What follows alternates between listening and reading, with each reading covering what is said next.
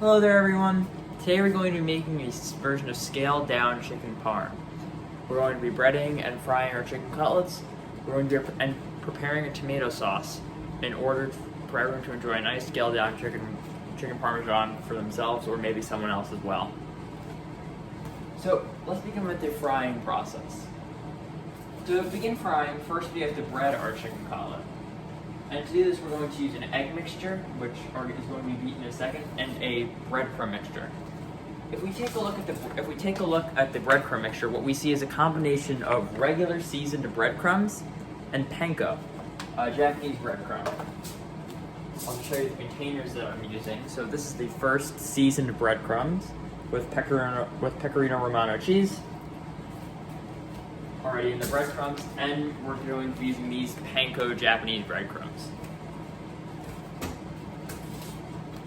Taking out eggs for our egg mixtures, here we have about, I'd say, 5 chicken cutlets.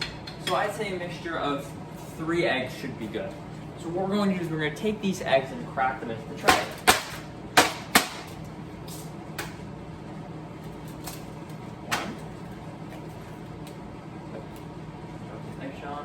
If a little bit of shell gets in, don't worry. You can either get a larger piece of the eggshell to scoop it out, or if it's minuscule, you can try to crush it in the beating process. See how we just quickly remove that eggshell with the larger piece of eggshell. It's a really handy trick.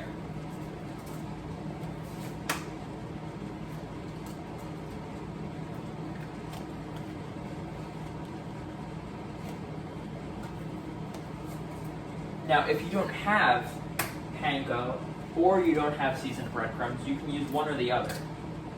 Or if you would like, you can use regular breadcrumbs without any seasoning. But if you're using regular breadcrumbs, I recommend you season them with salt and pepper in order to enhance the flavor. So now we're just going to take this fork and beat the eggs well in this.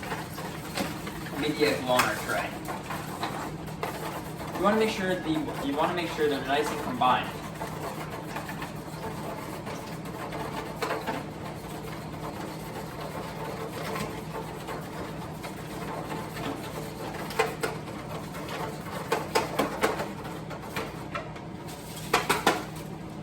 Now for breading, a lot of people will use flour, egg, and breadcrumbs, but I generally use, for this type of chicken cutlet, I generally only use egg and breadcrumb. This is a really nice combination as you cut out some of the fat associated with the flour, but if you like to use flour for a different flavor, then by all means go ahead and do so. The recipe definitely works. So before we bread our nice chicken cutlets here, what we're going to do is we're going to turn our oil on low heat. On close to medium-low heat, because we want to get the oil hot before we begin frying our chicken cutlets.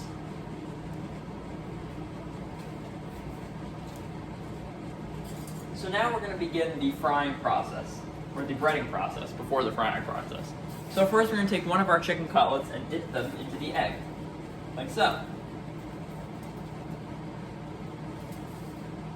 Then we're going to take our egged up chicken cutlet and we're going to dip it gently into the breadcrumbs, making sure the chicken gets nice and coated.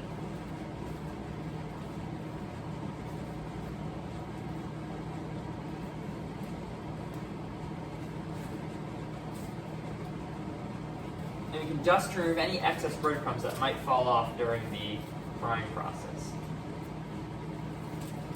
Look, this is a breaded chicken cutlet. Now to feel our oil, test if it's warm. A handy tip that I've learned is that if you take a piece of breadcrumb and you drop it into the pan and it sizzles, that means the breadcrumb is ready. And that means the oil is ready for frying. I dropped a bit of breadcrumb and it did not sizzle, so that means the oil is not ready for frying yet.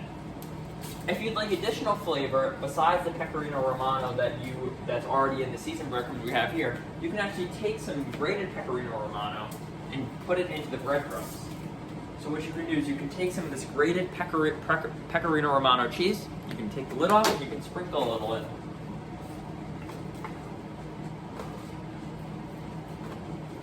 you can mix it into the breadcrumbs. That's entirely optional though, so if you don't have it, I wouldn't worry about it.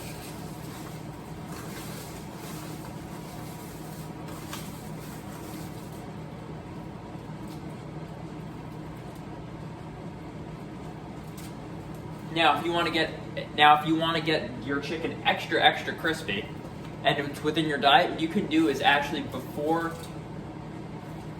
if you're using flour, you can take the chicken cutlet, dip it in the flour, then dip it in the egg.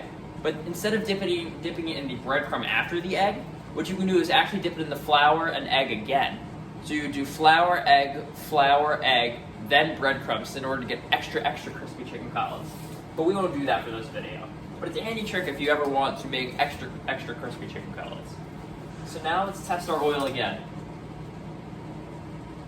It's not quite ready yet, but now we just have to wait for the oil to get a little hotter.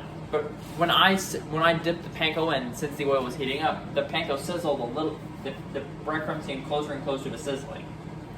We can heat our oil up. We can turn the heat up to medium, or even if you want to go even hotter, a medium-high heat to heat up our oil. Now I'm frying this in canola oil. However, you can fry in any neutral flavored oil. I've even seen some people fry in olive oil before. So if you want to try that, I would definitely encourage it. While you're waiting for your oil to heat up, you may or may not want to start breading your other chicken cutlets. I'm just going to heat up another pan of oil.